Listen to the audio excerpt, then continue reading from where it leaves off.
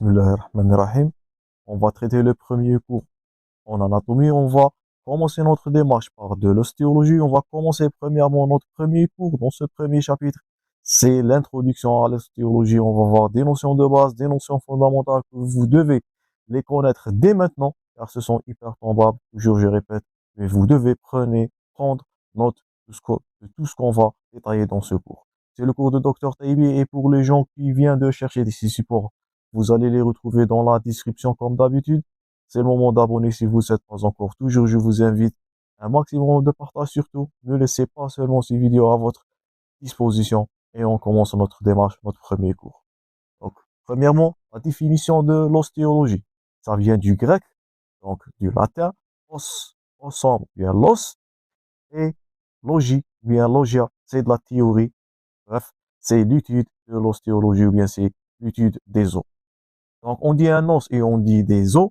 Donc, les os sont les ensembles des structures qui sont rigides. Donc, c'est la charpente du corps. On va voir ça dans le rôle de ce dernier, de ces os.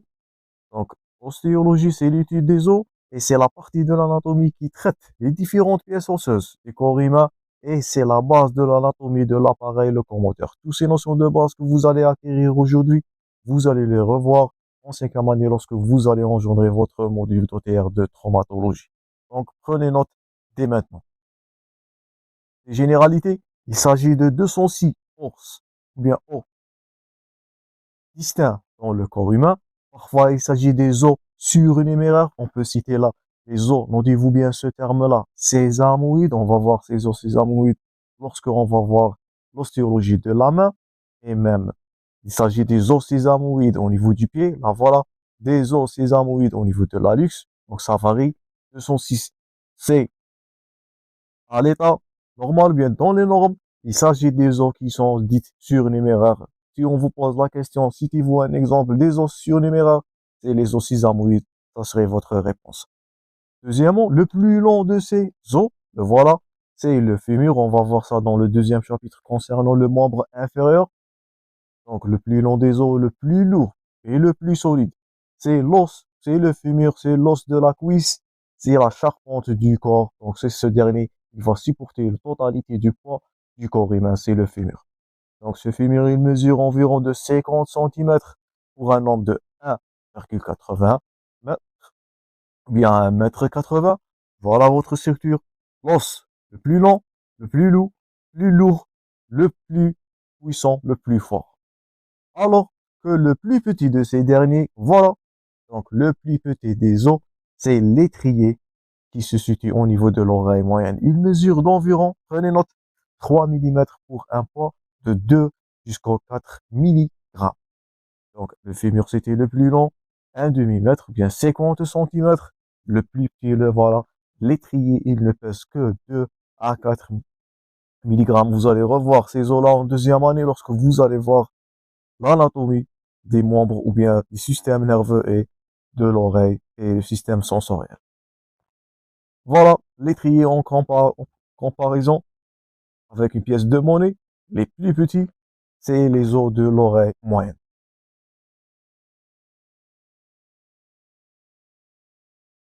Voilà votre squelette de l'homme. Donc, on va diviser, donc dans notre démarche, on va diviser le corps humain sur deux régions. Une région qui est centrale, on appelle cette dernière la squelette axiale. Donc, elle contient le rachis, la tête osseuse, la cage thoracique, jusqu'aux arrivées au l'os hyoïde. Vous allez revoir ces os hyoïdes lorsque vous allez engendrer l'anatomie de l'appareil respiratoire, en deuxième année toujours. Donc, de l'os hyoïde jusqu'au sternum, jusqu'au cage thoracique, tout ça, c'est du squelette axial. Donc, centre, c'est du squelette axial.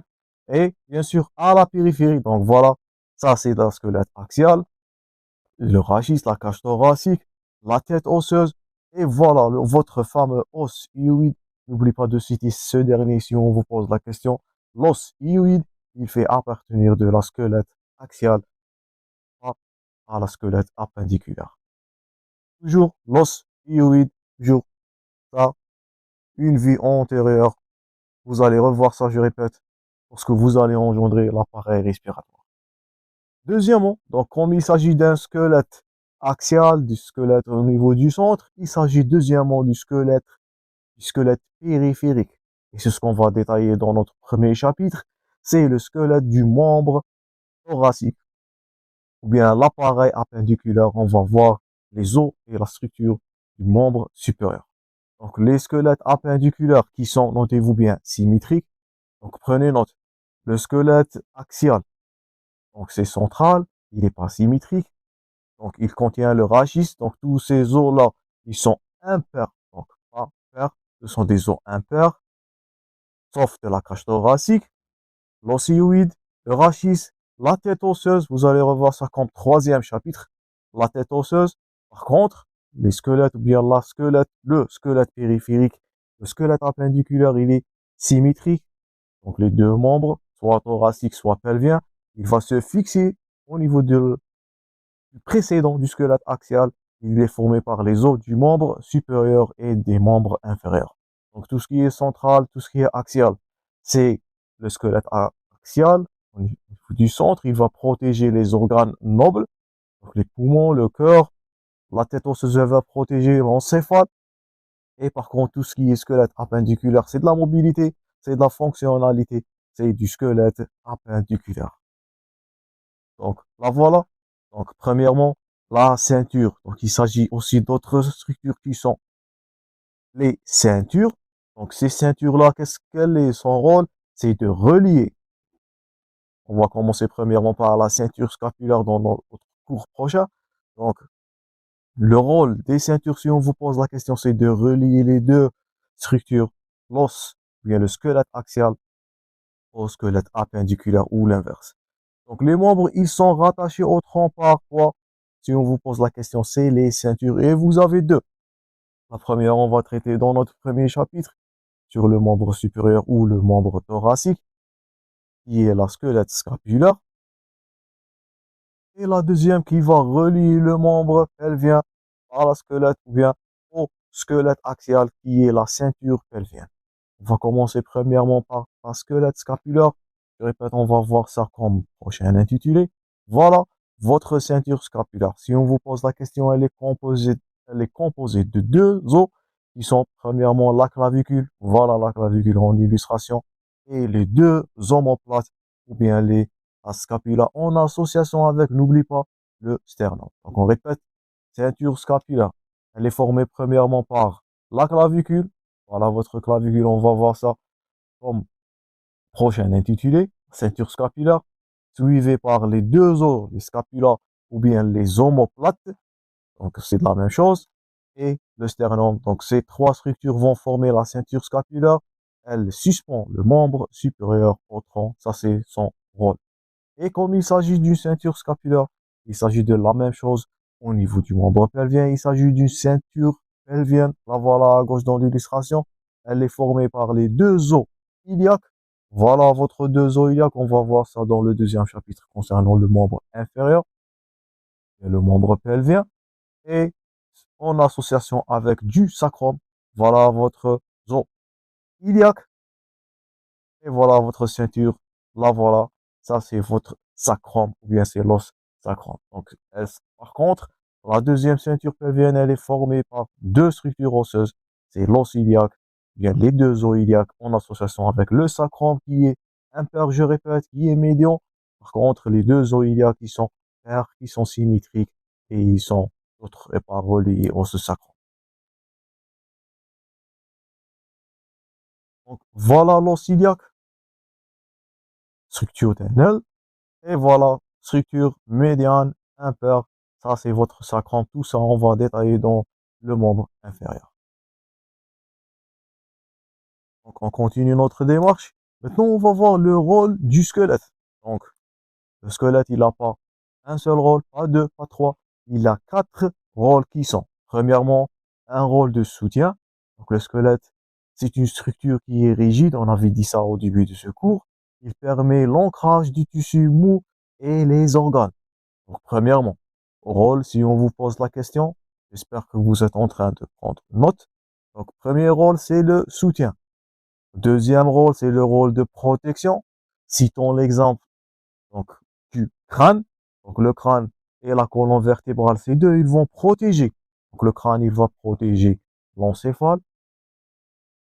La cage thoracique, elle va protéger les organes nobles, l'appareil cardiovasculaire, et ainsi de suite. Bien l'appareil cardio-pulmonaire, ainsi de suite. Tous ces organes, ils ont un rôle protecteur. On peut citer le rôle du rachis dans la protection de la moelle osseuse, du système nerveux périphérique. Tout ça, vous allez revoir en anatomie du système nerveux. Donc, le crâne, la colonne vertébrale, la cage thoracique, les ceintures pelviennes, ils vont renfermer, ils vont protéger les organes vitaux. Donc, ce sont des sites de production aussi. Les sites de production des cellules du sang, ils sont protégés à l'intérieur de la cavité. Nous sommes en train de parler de la moelle osseuse, qui est le lieu de l'hématopoïèse. On va voir ça comme quatrième rôle de ce squelette. Donc, elle est protégée aussi à l'intérieur de l'os dans la cavité médulaire. Donc, premier rôle, rôle de soutien, charpente du corps. Deuxième rôle, rôle de protection des organes nobles. Troisième rôle, vous allez revoir ça. Donc, d'abord, c'est la base, c'est le rôle du mouvement, l'appareil locomoteur. Vous allez revoir toutes ces pathologies en cinquième année lorsque vous allez engendrer votre module d'OTR. Donc, un rôle de mouvement. Les os, ils agissent comme des leviers lorsque les muscles auxquels ils sont attachés vont se contracter, ils vont provoquer le mouvement de l'articulation. Et on a un chapitre total sur les deux articulations, soit du membre supérieur, soit du membre inférieur. Donc, soutien, protection, mouvement. Quatrièmement, n'oubliez pas, un rôle dans l'hématopoïèse. N'oubliez pas de cocher ça. Vous allez revoir l'hématopoïèse lorsque vous allez engendrer votre module d'hématologie en quatrième année. Et c'est la moelle osseuse qui est le lieu de la production des cellules ou bien des cellules souches hématopoïétiques existent au niveau de cette dernière. Et c'est là où on va noter l'hématopoïèse, le quatrième rôle. Donc chez l'adulte, la moelle osseuse rouge produit les globules rouges, produit les cellules blanches du sang et les plaquettes. Nous sommes en train de parler de deux précurseurs. Tout ça, vous allez revoir, on répète les précurseurs lymphoïdes et les précurseurs myéloïdes, tout ça, vous allez revoir en module d'hématologie. Donc, si on récapitule, quatre rôles, n'oublie pas ces quatre rôles car ils sont hyper tombables. Soutien, charpente, protection, mouvement et dernièrement, n'oublie pas votre hématopoïèse. Continue. Cinquièmement, il s'agit d'autres rôles qui est le stockage des minéraux et d'énergie. Donc, à l'intérieur de la matrice osseuse, vous allez revoir, ou bien on a un cours sur ça, lorsqu'on va engendrer la structure, ou bien l'histologie du tissu osseux. Donc, cette trame osseuse, on utilise le terme trame osseuse, elle sert comme lieu de stockage des éléments minéraux. Quels sont ces éléments minéraux? Le test de liste là, c'est le calcium et le phosphore. D'abord, si on vous pose la question, quelle est la structure? Donc ça, vous allez revoir en histologie la structure principale de la trame osseuse, c'est du calcium en association avec du phosphore. Cette dernière, cette os, joue un rôle dans la régulation du trouble phosphocalcique que vous allez revoir en troisième année lorsque vous allez engendrer votre module de physiopathologie. Donc, cinquième rôle, n'oublie pas ça aussi, stockage des éléments minéraux et de l'énergie. Premièrement, on peut citer le calcium, le phosphore. Ces éléments peuvent être mobilisés en petites quantités et utilisés en cas de besoin dans d'autres parties du corps. Parfois, c'est physiologique et c'est métabolique, et parfois, c'est pathologique. On est en train de parler de l'ostéolyse que vous allez revoir toujours en quatrième année lorsque vous allez engendrer votre module d'oncologie. Donc, hypercalcémie, ça témoigne dans certains des cas d'une ostéolyse et d'un processus cancéreux. Le tissu osseux, il est aussi le lieu de stockage également du magnésium, du sodium, donc pas seulement l'équilibre phosphocalcique, magnésium, le sodium en plus faible de quantité. Aussi, cette dernière, les liquides, ou bien plutôt les liquides, ils sont stockés dans les cellules adipeuses. Cette fois-là, c'est pas de la moelle osseuse rouge, faites attention. Donc là, voilà. Donc la moelle osseuse rouge, je répète, elle a été le lieu de l'hématopoïèse. Ne confondre pas entre les deux.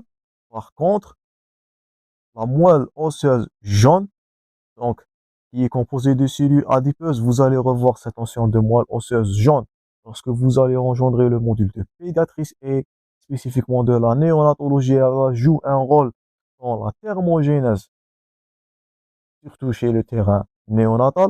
Donc cette dernière, elle constitue des réserves énergétiques chez le fœtus, bien chez le nouveau-né plutôt.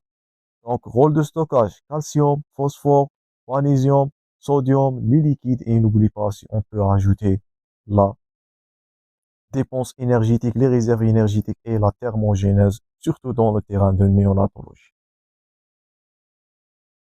Donc, on continue. Donc, on avait dit que l'ostéologie, elle a été l'étude de l'os.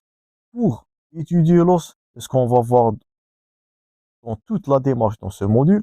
Donc, étudier de l'os, c'est de savoir ou bien de connaître, identifier les reliefs. Donc, dans ce module, bien, dans ce chapitre d'ostéologie, on va voir les reliefs, on va voir les caractéristiques, on va apprendre à orienter, donc surtout orienter et donner l'emplacement de ces os. Voilà à gauche dans l'illustration. Donc, pour l'orientation, une pièce osseuse, il nécessite au moins 3 reliefs caractéristiques. Donc, chaque os qu'on va voir ou bien qu'on va détailler dans notre démarche, vous êtes censé de connaître son orientation, ses caractéristiques par cœur. Donc, il s'agit de 3 reliefs caractéristiques qui seront orientés dans 3 directions perpendiculaires. J'espère que vous vous souvenez du cours concernant les 3 plans de l'espace. Cette mise en place, elle permet de préciser est-ce qu'il s'agit d'un os droit, d'un os gauche, lorsqu'il s'agit des structures qui sont paires et symétriques, et bien aussi positionner l'os dans l'espace. Donc, c'est-à-dire par rapport à la position anatomique de référence que vous avez vu dans votre premier cours d'anatomie. Donc, c'est pouvoir reconstruire de proche à proche l'articulation auquel il est associé. Donc, le rôle, ou bien la compétence que vous allez acquérir dans ce chapitre d'ostéologie, c'est connaître l'orientation, connaître les reliefs caractéristiques et les passages, soit des nerfs, soit des ligaments, soit des tendons, soit des autres structures vasculaires. Donc, c'est primordial, et directionner ces dernières ou bien donner leur position dans la position 0 anatomique ou bien la position de référence et reconstruire les articulations. Toutes ces compétences-là, vous allez les retrouver lorsque vous allez engendrer, on répète, votre module de traumatologie. Et voilà. Donc, la compétence est de passer des structures osseuses qui sont disséminées vers un squelette, donc bien orienté dans l'espace, dans leur position de référence et chaque articulation, tout ça, c'est ce qu'on va détailler dans notre démarche dans ce module ou bien dans cette série de vidéos. On va arrêter notre démarche là, on va continuer prochainement par la classification des os et les reliefs essentiels que vous êtes censés de les connaître. J'espère que la vidéo est utile. Toujours, je répète, maximisez vos partages. Ne laissez pas seulement ces vidéos à votre disposition. Je vous rencontre dans la suite de ce cours. Merci pour votre attention et bon courage.